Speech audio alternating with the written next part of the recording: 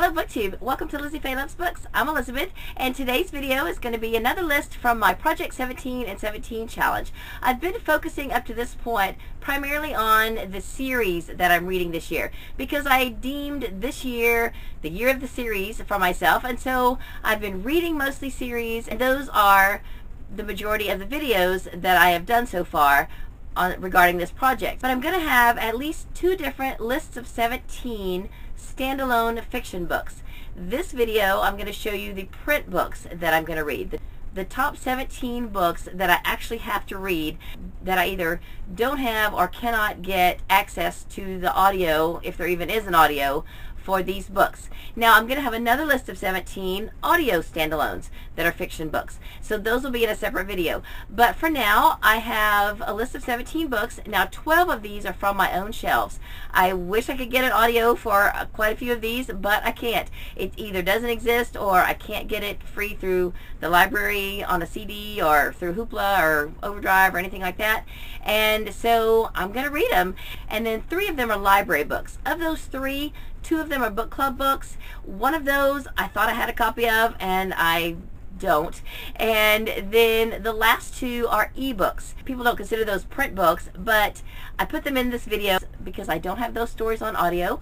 I have to actually read them. One of those I've already read. So here we go. This is my top 17 standalone print books for 2017. Now several of these books I'm reading this year because they are book club books. Now some of them I wanted to read more than others, and this is one of them.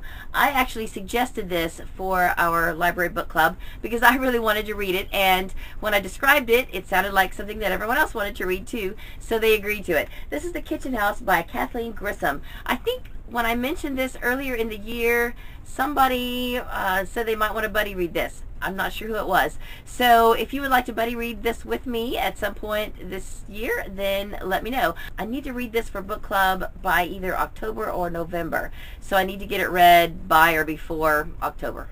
This one I found at a library book sale, and it just looks so interesting. It's called Pigtopia by Kitty Fitzgerald. This is an author I've read before, but I haven't read this book, Quite a Year for Plums by Bailey White. This is a Robin McKinley book called Spindle's End, and I first heard about Robin McKinley from Gwen of the Gwendolyn Reading Method. She was the very first booktuber I ever watched, and she speaks very highly of Robin McKinley and her books, and she said that this one was really good, and I found this at a library sale for $1, and it's a nice hardback edition, and I couldn't resist getting it. Now the next 2 books are written by a friend of mine, Jack Castle. I've read his first book, Europa Journal, and I loved it, and I have been needing to read the next 2 books. So they're not part of a series, they're both standalones. The second book he wrote is called Bedlam Lost, and his third book is called White Death. The next book on the list is The House at Riverton by Kate Morton. I believe this is Kate Morton's debut novel. I have already read The Forgotten Garden by Kate Morton on the recommendation of my sister, and she has also read this book. She said she didn't like it quite as much as The Forgotten Garden, but she did really enjoy it. And I think I also heard Leslie from Words of a Reader speak highly of this one as well. And of this list, these are the next 2 that I will be getting to because I'm reading only big books in June, and these are the only ones on this list that are over 400 pages. This book I got at a book sale because it has my name in the title. This is The Perfect Elizabeth, and I will type the author's name in because I don't know how to pronounce it and I don't want to say it incorrectly. I'm always drawn to books with my name in the title, so I couldn't resist getting this one. I have no idea what it's about.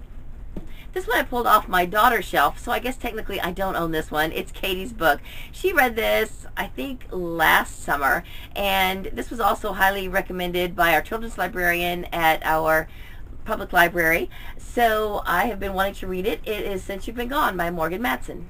I didn't have this on my list originally, but I recently had to rework both this list and my audiobook list because I realized that some of the books I had on this list actually were available on audio through the library. So I had to move some of those over to my audiobook list and prioritize those, and then I kind of scrounged my shelves for some other print books that I wanted to read this year, and I found this one. I thought this would make a fun summer read. It's called Caribbean Cruising by Rachel Hawthorne. I used to work on a cruise ship for about 9 months back when I was younger and single, and it was a lot of fun, but it was also very stressful. And while working on a cruise ship would make a good premise for a book. I think this one is actually about a cruise passenger and her experiences on a cruise.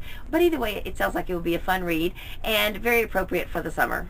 And one I just got recently that I want to pass on to my sister pretty soon, so I thought I would add this to the list. It is Miss Scarlett's School of Patternless Sewing by Kathy Cano Murillo. And I don't think this is from a series. According to Goodreads, it's not listed as a series book. It does say it's a Crafty Chica novel, but I think that this author is known as the Crafty Chica, and I think she has a blog. So it looks like a lot of her books have something to do with Crafty Chica, but they're not necessarily a series. So I'm hoping that I'm right on that and that I can count this as a standalone book. But either way, I need to get it read because I'd like to pass it on to my sister. I've already told her about it and she seems excited about it, and it's blurbed by Debbie Maycomber, so I think it's going to be great. And then the last one of my own books is a Christmas book, so I probably won't read this till December, but this looks so cute. A Very Dairy Christmas by Sylvia Hyson.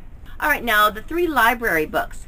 I have Where the Heart Is by Billy Letts. I thought that I still had my mom's copy of this because my mom knew this author, but I don't know what I did with it. Maybe my sister kept it. Maybe it's packed in a box somewhere. I'm not sure. So I checked it out from the library. I read it at the end of April.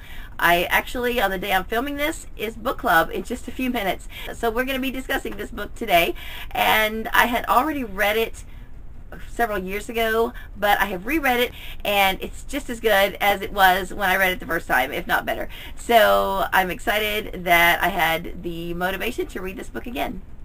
Another book I'll just show you a picture of. This is going to be a book club book for a few months from now. It's Annie Freeman's Fabulous Traveling Funeral by Chris Radish. I don't know anything about it other than what I've read on Goodreads, and I don't know if it's anything I'm going to like, but I added it to the list because I got to read it for book club. And then another book I've just been really wanting to read because the author is the niece of a really good friend of mine, and it is The Ember Flame by Casey Browning. It's a YA book. They have it in my local library, and I am really excited to read it. And then 2 ebooks. One I actually purchased. I have it on my Kindle, and I've already read it. It's Pauper to Pedigree by Angel M. Angel is one of my social media friends. We chat all the time through the comments and on Twitter and things like that. So I really had fun reading her book, Pauper to Pedigree. Okay, I'm going to have to put in a last-minute change here.